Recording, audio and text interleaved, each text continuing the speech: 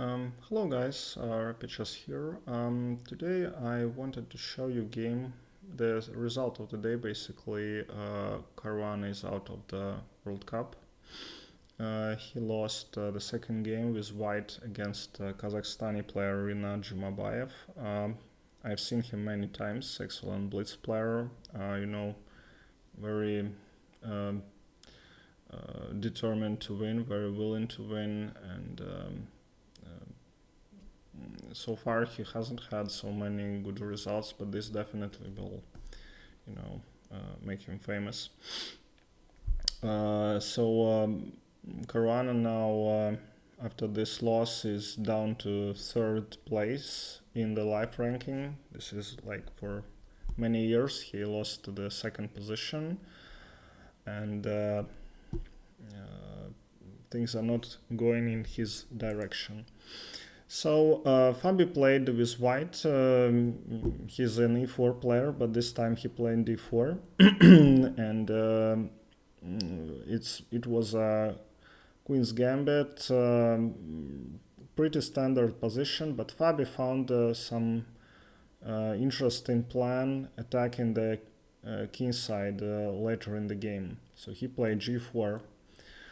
And this position is, according to engine, a little bit better for Fabi, for white. I can agree with that, but let's say I had a lot of similar positions, not like this, of course, maybe not with this plan ever. But I'm just saying that that's why it's so popular, that black has a lot of chances to defend. Yeah, so b5 standard. Black attacks on the queen side, tries to create some weaknesses and maybe force white to move to the queen side. Takes, and b4, very nice move. The first line, and I've seen this idea in Benoni when white's idea is after b4 force black to take, and then they move the knight to b4.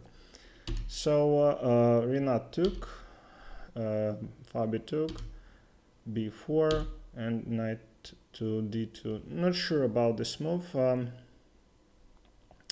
b4, but basically I think he decided that this could help him just create some counter chances. Black is a little bit passive, but the engine says black is okay.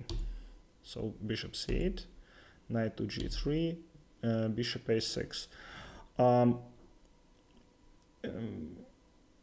So white has a lot of pieces here, and this bishop also in very good shape. He creates this tension on d5, so this knight cannot move, because if he loses d5, then white is winning. And also a lot of pieces in front of your king. Yeah, when this pawn can move, of course it's hard to maneuver with these knights, because this pawn protects these two squares, yeah, and this knight on f5 cannot move. But anyway, when you have so many pieces, something will come up. g5 played by Fabi, and he sacrificed an exchange. The engine says that he could play like bishop to f2, defending, but Fabi just wants to play most aggressive moves, as always. And knight to e8.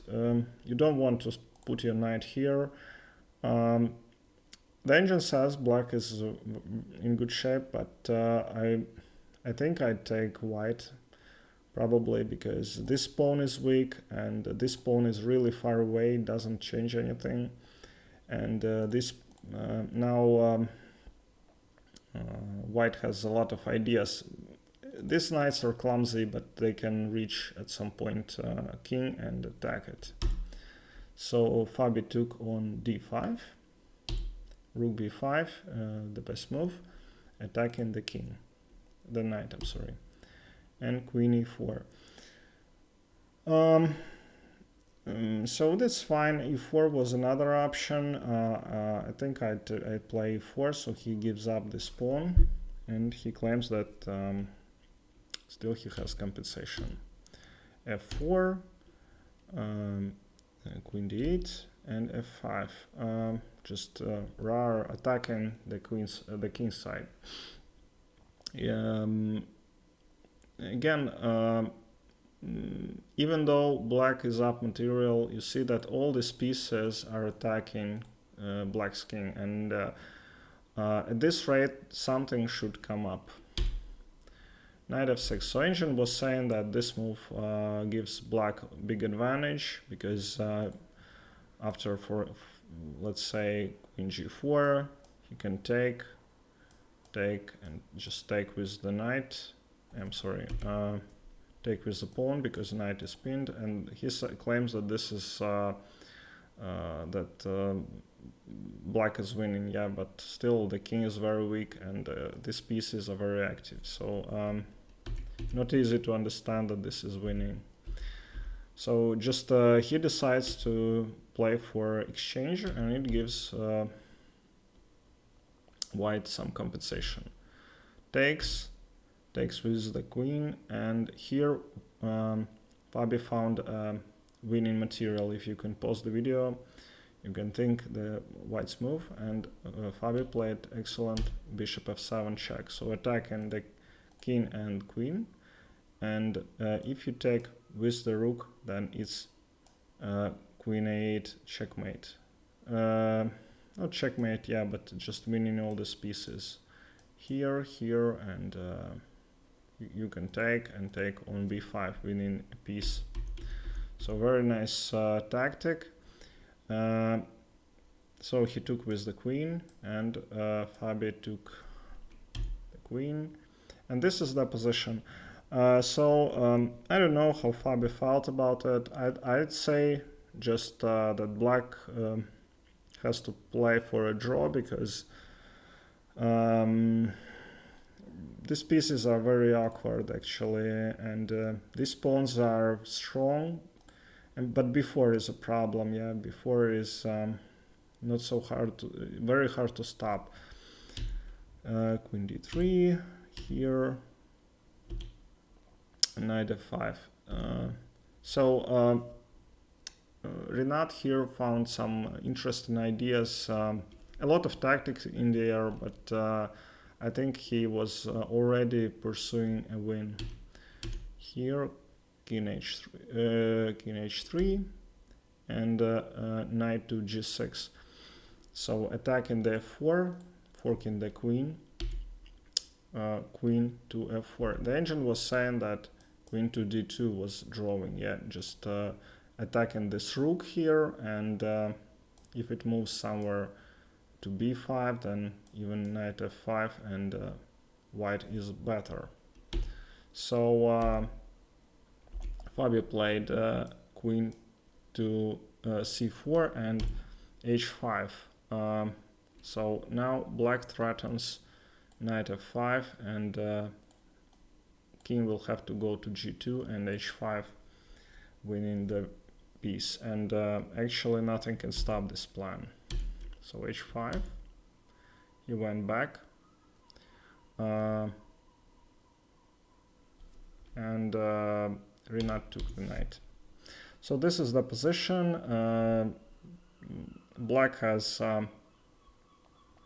3 pieces for a queen, and white has 2 pawns in the center, but the problem is that black's king is safe. Yeah, so it's hard to give check, because this knight protects the king very well. Here, king h6, queen to b8, but unfortunately no checks against the king.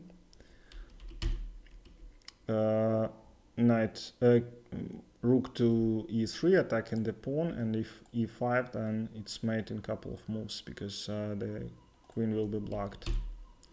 So Fabi played d5, took the pawn, d6, attack the pawn, And he took this pawn. Again, Fabi cannot just save all these pieces because his king is weak. With these 3 pieces, extremely hard to defend. Here,